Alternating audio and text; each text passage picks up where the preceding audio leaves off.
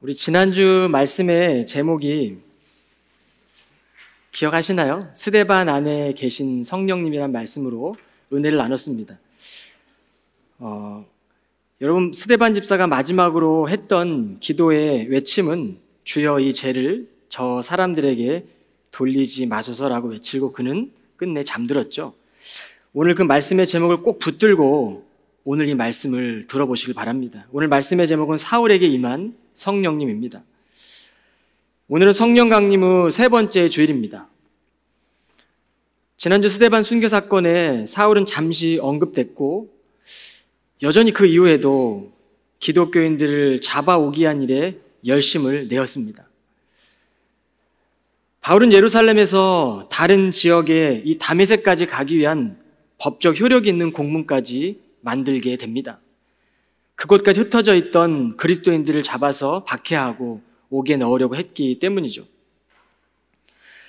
오늘 이 지도를 한번 보여주시면 예루살렘에서 다메섹까지의 거리는 대략 한 240km라고 나타나는데 200km 이상 된 지역입니다.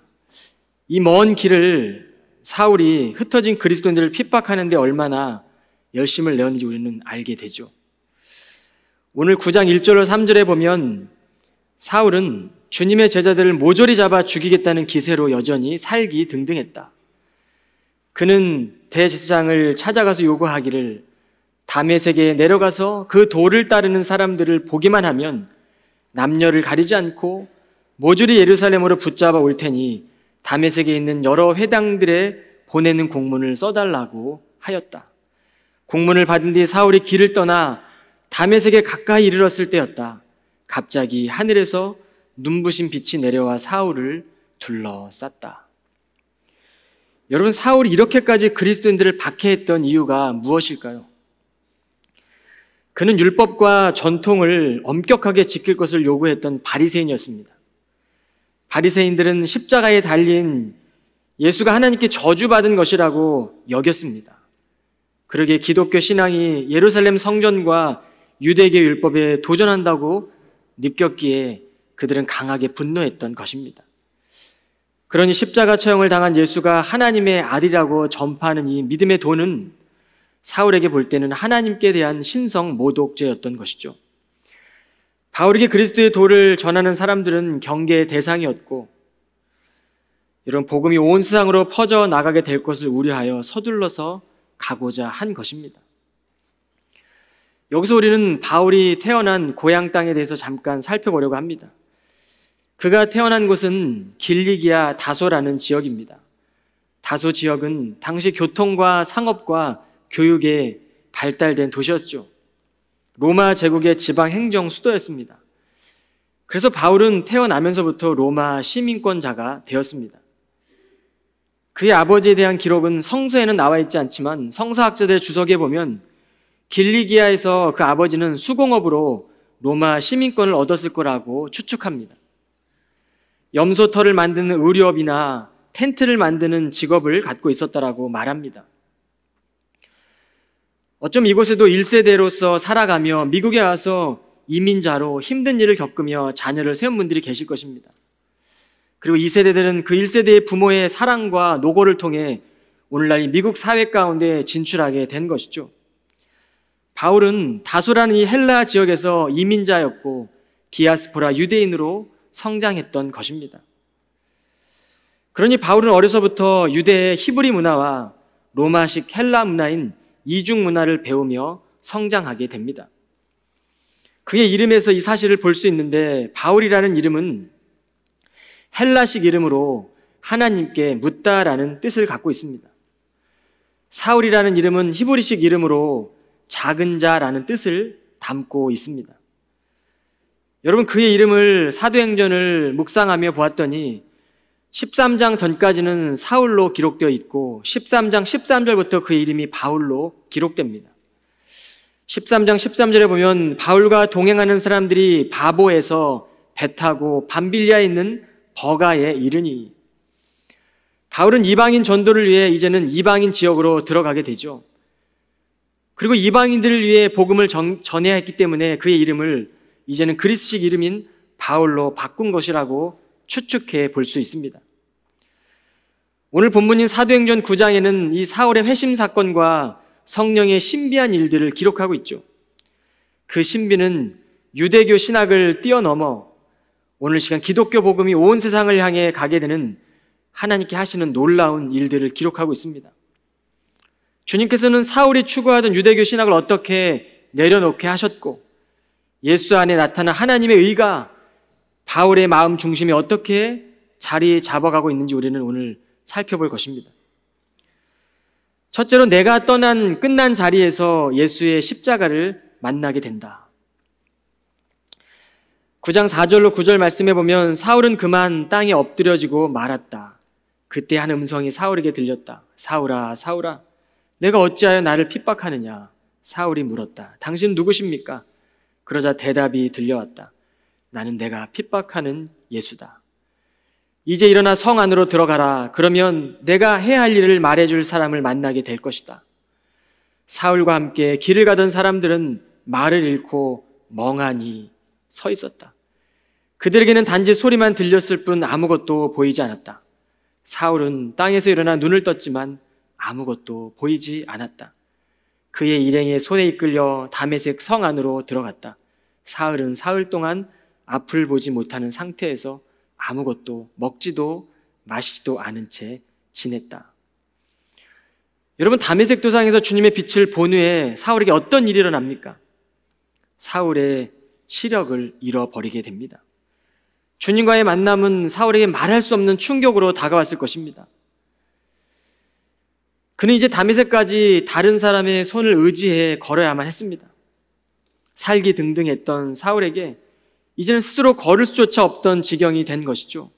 평생 볼 수 없다고 생각하면 그 두려움과 불안은 말로 표현할 수 없었을 것입니다. 여러분, 사흘 동안 우리가 알고 있는 이 사흘이라는 시간, 사울은 알지 못했죠. 사흘 동안, 그 시간 동안에 사울은 어떤 생각을 했겠습니까? 지난 날을 회고하지 않았겠습니까? 여러분, 이 말씀을 그냥 듣지 마시고 여러분의 삶에, 또 여러분의 시간 속에 이 바울이 처한 상황을 끌어오시길 바랍니다. 내가 어느 날 살고 있는데 주님의 빛을 본 순간 우리의 시각이 볼 수 없도록 시각 장애인이 된 것입니다. 여러분, 어느 날 시력을 잃었다고 생각하면 여러분 마음 안에는 어떤 마음이 들겠습니까? 평생토록 내 시력이 회복되지 않으면 어떡하지? 이 두려움과 불안은 말로 할 수 없을 것입니다. 잠을 잘 수나 있겠습니까? 생각지 못한 상황에 아마 그 사흘이라는 시간은 사울에게 엄청난 두려움과 불안의 시간일 것입니다. 어떻게 보면 사울은 이제는 인생이 망가진 것이죠. 그 일로 다메섹 주님의 빛을 경험한 후 그는 이제는 완전히 그의 삶이 망가진 것입니다. 이것이 다메섹 도상에서 주님의 빛을 본 사울의 상황이었습니다.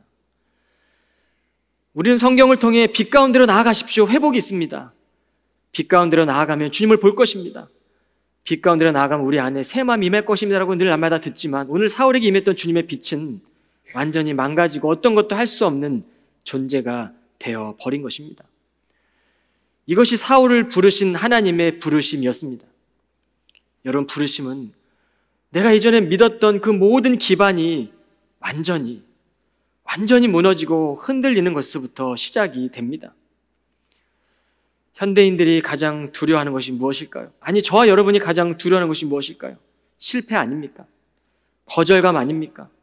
고독, 고통, 외로움 아니겠습니까? 그러나 하나님, 우리가 기피하는 이러한 일들을 통해 하나님이 우리를 부르시고 행하신다는 것을 오늘 말씀을 통해 깨달으셔야 합니다. 많은 사람들은 이 성공 신화의 마음을 기웃거리고 동경하며 살아가죠. 어쩌면 교회 안에 복음을 안다는 그리스도인들도 이 성공이라는 복음의 결과만을 가지고 살아가고 있는지도 모르겠습니다. 그러나 오늘 우리는 복음과 이 복음의 결과를 혼동해서는 안 됩니다. 복음은 매우 단순합니다. 우리의 노력과 힘으로 되는 것이 아니죠. 그리스도의 빛이 오심으로 우리는 그리스도가 걸어가신 길을 걸어갈 수 있고 그리스도가 걸어가신 길을 볼 수 있고 그 길을 쫓아갈 수 있는 삶을 살아가게 됩니다. 하늘과 땅을 창조하신 하나님께서 우리의 마음에 들어온다면 이제껏 믿고 의지하던 능력이 나의 능력이 아님을 깨닫게 될 것입니다. 우리는 성령 강림절 세 번째 주일을 맞이했습니다. 성령은 우리 안에 있지 않죠. 우리가 알지 못하는 새로운 힘이 우리 가운데 들어오게 되는 것입니다. 예배를 드릴 때, 말씀을 묵상할 때, 기도를 할 때에 우리는 그 일들을 통해 이전에 알지 못했던 낯선 경험을 우리가 하게 되는 것이죠. 이것이 바로 성령 강림절기를 보낸 우리 안에 있어야 될 믿음의 경험입니다. 우리의 삶에는 늘 희망적인 것들만 찾아오지 않습니다. 때때로 삶에 의욕이 없는 날도 맞이하게 되고 절망적인 상황 속에 놓여질 때도 있습니다. 보이지 않는 인생의 길을 걷게 될 때도 있죠. 안개가 껴 희미한 인생길에 길을 보지 못하고 나아가만 하는 그런 시간을 보내기도 합니다. 보이지 않는 캄캄한 인생길 위에서 포기하고 싶어질 때도 있을 것입니다. 그러나 여러분 잊지 마십시오. 여전히 하나님 우리를 부르고 계십니다. 십자가에 달리신 주님을 생각할 때 하나님께서 우리를 잊지 않으시고 사랑으로 지켜 보호하신다는 사실을 우리는 바라보아야 합니다. 여러분, 주님께서는 바울을 위해 다메섹 지역에 제자 아나니아를 준비해 두셨습니다. 10절로 11절에 보면 한편 다메섹에는 아나니아라는 한 제자가 살고 있었다. 하루는 주님께서 환상 속에서 그에게 나타나 그를 부르셨다. 아나니아야. 그가 대답했다. 예, 주님. 주님이 그에게 말씀하셨다. 너는 일어나 고든 거리로 가서 유다라는 사람의 집을 찾아 거기서 다소 사람 사울을 만나라. 그는 지금 거기서 기도하고 있다. 여러분, 저는 지금 그가 기도하고 있다라는 말씀이 마음에 들어왔습니다.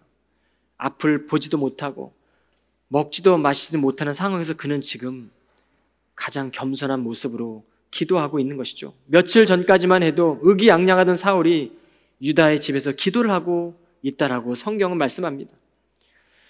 여러분, 세상에 눈이 뜨인 사람과 뜨이지 않는 두 종류의 사람이 있다면 일평생 자신의 눈으로 가시적인 세계만을 전부라 여기며 살아가는 사람일 것이고, 영적인 눈이 뜬 사람은 하나님의 나라, 보이지 않지만 믿음으로 그 나라를 보고 걸어가는 사람일 것입니다. 믿음으로 우리는 하나님의 선하심에 눈을 뜨고 십자가의 도를 걸어가야 됩니다. 영적으로 눈을 뜨게 되면 우리는 이 세상 속에서 제자 아나니아를 만들어가게 될 것입니다. 그리고 이 영적인 눈을 뜬 사람들은 삶의 여정에서 하나님이 예비해 놓으신 제자 아나니아를 만나게 될 것입니다. 여러분 혼자가 아닙니다. 홀로 걷는 길이 아닙니다. 믿음의 눈을 열고 나아갈 때 우리의 삶 속에 참된 길을 알려주는 많은 사람들을 만나게 하실 것입니다.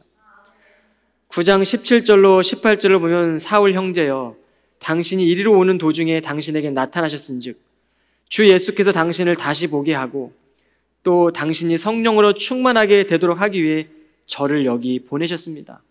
바로 그 순간 사울의 눈에서 비늘 같은 것들이 떨어지더니 다시 앞을 보게 되었다. 사울은 자리에서 일어나 즉시 세례를 받았다. 여러분, 스데반 집사님께서 하셨던 저들의 죄를 저들에게 돌리지 말라고 하는 그 말씀을 계속 붙들고 계십니까?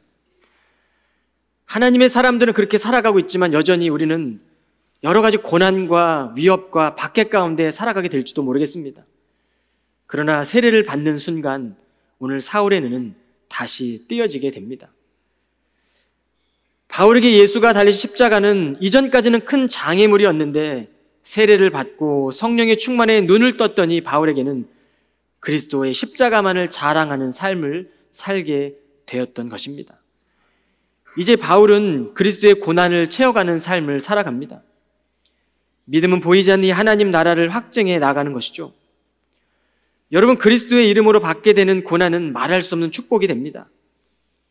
내 안에 사는 예수 그리스도가 발견되기 때문입니다. 오늘 15절에 보면 내가 특별히 선택한 그릇이다. 주께서 아나니아에게 말씀하셨다. 너는 일어나 가거라. 그 사람은 내가 내 이름을 위해 이방 사람들과 그들의 왕들에게 또한 이스라엘 백성들에게 전하고자 내가 특별히 선택한 그릇이다.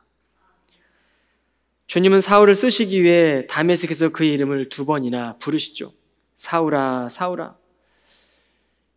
여러분, 사울이 어려서부터 이 사울이란 이름을 얼마나 많이 듣고 자랐겠습니까?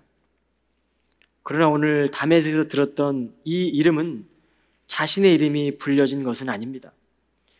예수의 이름이 불려진 사건입니다.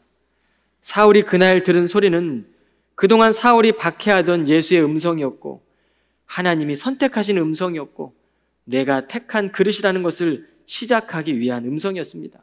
그리고 주님은 다메섹에 있던 제자 아나니에게도 음성으로 부르십니다. 그가 지금 기도하는 중이니 사울에게 가라라고 말씀하시죠. 아나니아는 가라는 주님의 음성에 이의를 제기합니다. 그는 예수님을 믿는 자들을 박해하는 사람들입니다. 믿는 자들을 박해할 권한을 가지고 이곳까지 왔다라고 하나님께 의의를 제기하죠. 그러나 주님은 재차 가라고 말씀합니다. 그는 내 이름 이방인과 임금들과 이스라엘 자손들에게 전하기 위해 택한 나의 그릇이라고 말씀합니다. 사랑하는 여러분, 저와 여러분은 하나님이 택하신 그릇 아니겠습니까? 하나님이 택한 그릇을 여러분 무엇으로 채우시겠습니까? 욕망을 채우려고 애쓰고 계시지 않습니까? 영원하신 말씀을 담아내는 일을 위하여 살아가십시오. 이제 우리는 하나님께서 바울을 어떻게 이끌어 가시는지를 보아야 합니다. 사울의 일생을 보면 다메섹에서 다시 만난 예수의 빛, 다메섹에서 만난 예수의 빛을 전하는 삶을 살게 되죠. 말씀을 전하는 삶입니다. 하나님 말씀만 의존하며 살아가는 삶입니다. 내가 주인 되지 않고 하나님을 주인으로 모시며 그리스도의 길을 따라 걷는 삶이죠. 고난이 오면 고난을 당했고 핍박이 오면 그 핍박 속에서도 피할 길을 주시는 하나님을 의지하며 그는 걸었습니다. 이방인을 위해 교회를 세우고 유대인의 신변과 자신의 삶과 생명을 위협하는 그 유대인들로부터 위협을 받으며 살아가게 되죠. 이로 인해 사울은 모함을 당하고 무고한 재판을 수도 없이 받게 됩니다. 그는 사내들인 공의 앞에서 재판을 받게 되죠. 이후 로마 총독이었던 벨릭스 앞에 서게 됩니다. 그리고 그는 로마의 신임 총독이었던 베스토 앞에서 또한 재판에 서게 되죠. 그리고 마지막으로는 아그리빠 왕 앞에 서게 됩니다. 사내들인 공의회를 거쳐 벨릭스, 베스토, 아그리빠 왕 앞에 서고 난 뒤에 그때마다 그는 복음을 증거했고 자신의 삶을 통해 역사했던 주님의 빛을 소개하게 되죠. 그리고 사울은 결국에 제수의 몸으로 로마를 향하는 배에 제수의 신분으로 호송되게 됩니다. 이것은 다 하나님의 방법이었습니다. 여러분, 사울이 고난처럼 보였지만 주님의 예언은 하나님의 방법으로 성취되어 가고 있는 것입니다.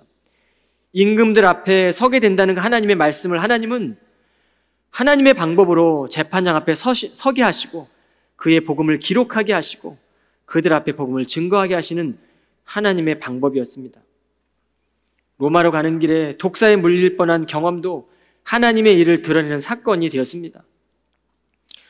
그가 고난을 피해 가려고 했다면 과연 복음이 유대와 사마리아 땅끝까지 복음이 전파되는 말씀이 이루어졌을까요? 우리가 잘 알고 있는 사도 바울은 감옥에서 수많은 편지를 썼습니다. 바울의 모든 서신은 대부분이 감옥에서 쓰여진 것들이죠. 고난받을 때 쓰여진 것들입니다. 바울의 신변을 보호하는 가장 안전한 곳이 어디였겠습니까? 하나님 보실 때는 감옥 아니었습니다.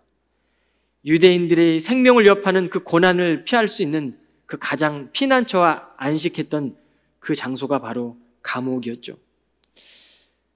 그래서 많은 교회들을 바라보며 그는 편지를 쓰며 하나님의 서신들을 남긴 것이죠. 성령에 이끌린 이 바울은 하나님의 방법으로 그렇게 이방인들과 임금들을 만나게 된 것입니다. 여러분, 우리가 잘 알고 있는 영화 더 패션 오브 크라이스트라는 영화를 아실 겁니다. 이 영화는 배우이며 감독인 멜 깁슨이 만든 작품입니다.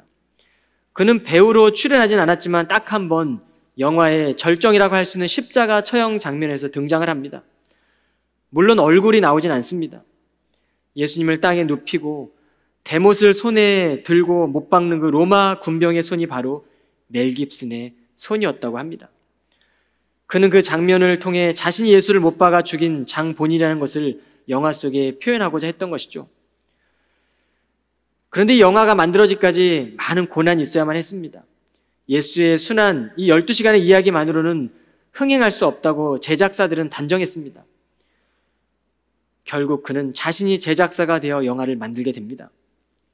그는 성령이 나에게 임하셨고 주님은 나에게 복음 전파의 도구로 이 영화를 만들기를 명하셨다라고 고백합니다.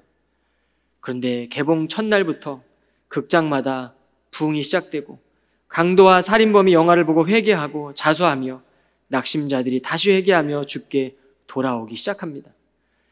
멜 깁슨은 영화 상영을 반대했던 유대 단체들의 거친 질문들 앞에 이렇게 인터뷰를 합니다. 여러분, 내가 그분을 죽였습니다. 저의 죄가 그분을 돌아가시게 했고 저의 죄 때문에 순환을 받으셨습니다. 여러분, 복음을 전하기 위한 삶에 반드시 고난이 옵니다.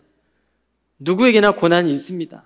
그러나 하나님의 영에 이끌려 사랑의 주례에 매인 사람들은 보이지 않는 하나님의 계획을 믿음으로 바라보며 살아가는 것입니다. 여러분, 어떤 줄을 잡고 계십니까? 어디에 줄을 대고 계십니까? 사랑의 줄에 매이십시오. 그리고 그리스도의 영에 이끌려 하나님의 주권에 이끌림 받는 삶을 살아가시기를 바랍니다. 우리의 약함은 주님의 능력이 되십니다. 고린도서 12장 9절에 보면 그러나 주님께서는 내게 이렇게 말씀하셨습니다. 나는 내게 충분히 은혜를 베풀었다. 왜냐하면 나의 능력은 내가 약한 데서 비로소 완전해지기 때문이다. 그러므로 그리스도의 능력이 내게 온전히 머물도록 하기 위해 나의 연약함에 대해 크게 기뻐하며 더욱 자랑할 것입니다. 여러분, 바울에게는 육체의 가시가 있었습니다. 그 육체의 가시를 성서학자들은 간질이라고 말합니다. 여러분, 복음을 전하다가 간질 현상이 일어날 때 얼마나 이것이 육체의 방해가 되겠습니까? 복음 전도의 방해가 되겠습니까? 그래서 사도 바울은 이 육체의 가시를 제거해 달라고 하나님께 기도합니다. 3번이나 간청합니다. 그러나 하나님은 그때마다 거절하셨습니다. 하나님 보실 때는 그 가시가 복음 전도에 방해가 되지 않았다라고 생각한 것이죠. 그의 약점이 오히려 하나님의 사람으로 완전해지는 도구가 된다는 것을 하나님은 아셨습니다. 왜냐하면 하나님은 힘의 위험성을 잘 알고 계셨기 때문입니다. 예수님의 생애를 보면 그는 생애 동안에 자기의 힘을 내려놓는 일에 마음을 쏟으십니다. 주님께서는 세상의 방법으로 세상의 힘으로 저항하지 않으시고 무능한 자로 십자가에 죽으셨습니다. 세상의 힘으로 볼 때 예수가 달린 십자가는 실패이고 완전한 실패입니다. 그러나 예수님의 십자가를 믿음의 눈으로 바라본다면 그 십자가는 위대한 실패일 것입니다. 저는 사실 목회 인생 가운데 실패라는 말을 좋아하지 않습니다. 반대로 성공이라는 말도 저는 좋아하지 않습니다. 왜냐하면 실패와 성공은 복음이 아니기 때문입니다. 여러분, 우리가 어떻게 인간적인 방법과 생각으로 실패하고 성공했다는 것으로 우리가 하나님의 일들을 가감할 수 있겠습니까? 복음은 복음일 뿐입니다. 복음과 복음의 결과를 혼동하지 마십시오. 분명한 사실은 그리스도 안에서 우리에게 고난도 유익이 된다는 것입니다. 이 사실을 깨닫고 우리의 약함이 강함이 된다는 사실을 믿음으로 의지하며 주님을 절대적으로 신뢰하시기 바랍니다. 히브리서 기자는 11장 10절로 12절에서 또 주여 태초에 주께서 땅에 기초를 두셨으며 하늘도 주의 손으로 지으신 바라. 그것들은 멸망할 것이나 오직 주는 영존할 것이요. 그것들은 다 옷과 같이 낡아지리니 의복처럼 갈아입을 것이요. 그것들은 옷과 같이 변할 것이나 주는 여전하여 연대가 다함이 없으리라 하였으나. 세상에서 우리가 얻게 되는 성공과 실패도 다 낡아질 것입니다. 의복처럼 헤어질 것입니다. 여러분, 세상에 영원한 것이 어디 있습니까? 우리의 물질이 영원합니까? 우리의 시간이 영원합니까? 우리의 지위가 영원합니까? 아니면 우리의 명예가 영원합니까? 우리의 기억력도 영원하지 않습니다. 기억력도 차츰차츰 소멸되어 갈 것입니다. 오직 하나님의 나라를 사모하는 그 마음만 영원한 것입니다. 바울의 육체의 가시가 그의 삶을 아프게 했지만 오늘 우리에게도 우리의 삶을 아프게 하는 가시들이 있을 것입니다. 바울은 자신의 고통을 제거해달라고 간구했지만 하나님은 고난을 제거한 것이 아니라 고난을 감당할 수 있는 능력을 허락해 주셨습니다. 그리고 그에게 하나님의 사람들을 허락하신 것입니다. 제다 아나니아도, 또 누가 의사였던 누가도 그에게 평생 동역자로 붙여주신 것이죠. 우리는 모든 것을 다 갖추어야 하나님 일하실 것이라고 착각합니다. 그러나 하나님의 은혜는 약함을 고백할 때 담겨집니다. 우리의 약함은 믿음의 양약이 되고 복음의 도구가 됩니다. 여러분은 언제 간절히 기도하십니까? 삶의 고통이 찾아오고 힘들 때 더 절실하게 기도하게 되지 않습니까? 우리의 힘이 조금이라도 남아있다면 우리는 그 힘을 의지하려고 할 것입니다. 동서남북이 가로막혀 갈 길이 보이지 않고 벼랑 끝에 서게 될 때 그제서야 하나님을 찾는 것이 우리의 모습입니다. 우리를 힘들게 하는 삶의 가시들이 제거되지 않고 그대로 있다면 오늘 우리는 스데반 집사의 고백과 바울의 고백을 기억해야 될 것입니다. 약함의 자리에 그리스도의 능력이 머물게 됩니다. 성령으로 거듭나지 않은 사람들은 어쩌면 평생 자신이 누구인지를 모르고 살아갈지도 모르겠습니다. 그렇게 하나님의 은혜 안에서 오늘도 우리는 빚어지게 되고 다듬어지게 됩니다. 하나님이 허락해 주시는 삶이라는 대본을 우리는 받았습니다. 다 받았습니다. 주어진 삶을 여러분 어떻게 살아가시겠습니까? 선한 마음으로 사랑하고 따뜻한 말을 건네고 내 삶에 함께하는 사람들을 격려하며 더불어 살아가다 보면 우리 안에 아픈 가시의 상처도 아물게 됩니다. 내가 먼저 기도의 사람이 되면 되지 않겠습니까? 고르지 않은 곳이 평탄케 되고 험한 곳이 평지가 되게 하시는 분이 바로 저와 여러분이 믿는 하나님이십니다. 힘든 광야의 시간을 보내고 있을 때에도 언제나 그러하셨듯 우리의 손을 잡아주시고 우리의 길을 인도하시는 하나님의 놀라운 은혜와 인도하심이 망망한 바다의 끝, 외로운 광야의 자리에서도 변함없이 우리를 붙들고 계심을 믿으시며 한 주도 승리하는 케임브리지 모든 교우들이 다 되시기를 주님의 이름으로 간절히 축원을 드리겠습니다. 이 시간 다 같이 기도합니다. 사랑의 주님, 시험을 참는 자는 복이 있고 고난도 내게 유의라고 하신 하나님, 우리가 마땅히 해야 할 일들이 어렵더라도 하나님의 섭리 안에 있음을 깨닫게 하여 주옵소서. 주어진 환경 속에서 일어나 걸을 수 있는 새 힘을 허락하여 주시고 삶의 자리에 계신 십자가의 주님을 만나게 하시며 준비하신 하나님을 믿고 걸을 수 있는 용기를 더하여 주옵소서. 하나님이 선택한 그르심을 자각하며 약함의 자리에서도 믿음의 자리가 되게 하시고 없어질 것들, 소멸될 것들에 마음 두지 않고 영원한 하나님 말씀이 우리 인생의 빛이 되어지고 등불이 되게 하여 주옵소서. 모든 말씀 예수 그리스도 이름으로 간절히 기도드리옵나이다. 아멘.